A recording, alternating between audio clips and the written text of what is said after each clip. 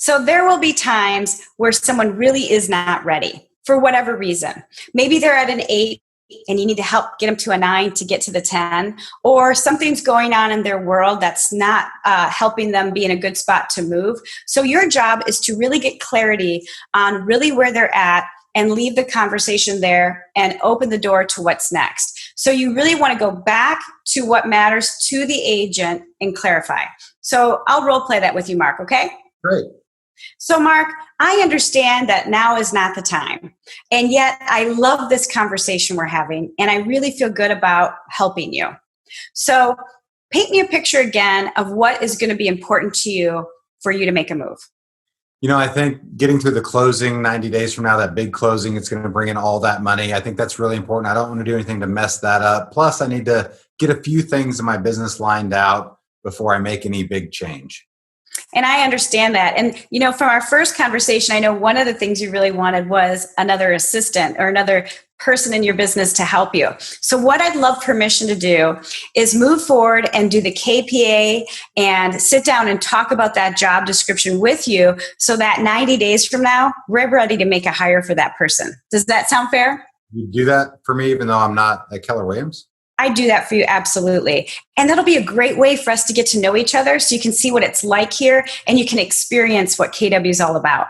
Does that make sense? Oh, that's so good. Yes, break script. I think, Jessica, this is so important because what you realize over time is that people join you on their time, not on your time, right? And that's one of the most frustrating things when you're a newer team leader or you're high energy or you're focused and driven and you just want to hit some number. But I will tell you, this is a really important piece that the most successful team leaders have a pipeline of hundreds of people in it.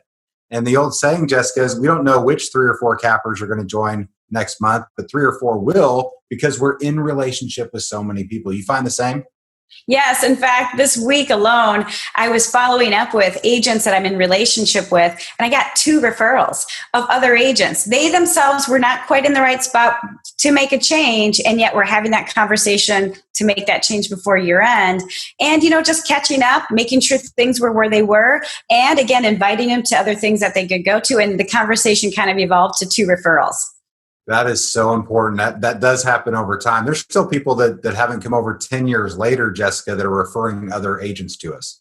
Yeah, I think some of the longest hires I've made were over 5 years, and they were some of my best. And during that time, they were like endless referrals to me because we did build the relationship and they had the opportunity to kind of feel what Keller Williams was like by going to family reunion as a guest or mega camp, or maybe attending some of the training or doing the KPA and having that business building relationship with me. It's really rewarding.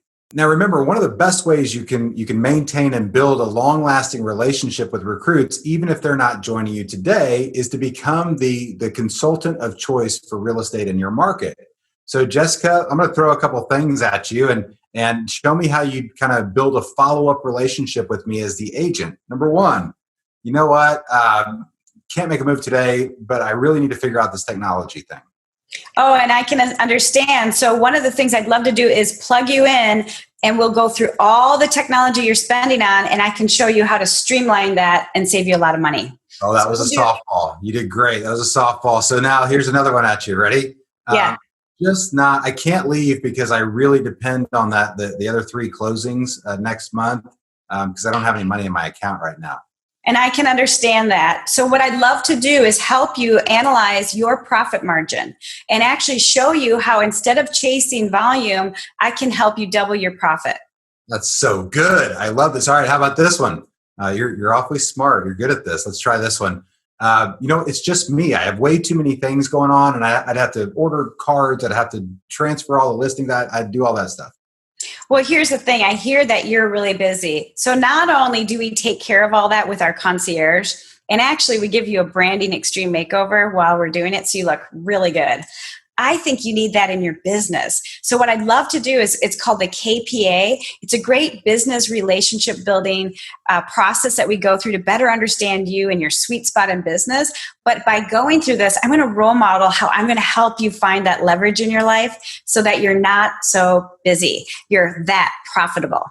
I love it. Well, clearly I'm not going to stump you. So the point here is we want you to find an accountability partner. We want you to practice these pain points. and talk about how you would weave in the 6 consulting conversations. They're going to be different for everyone. And so, Jessica, that was a great job.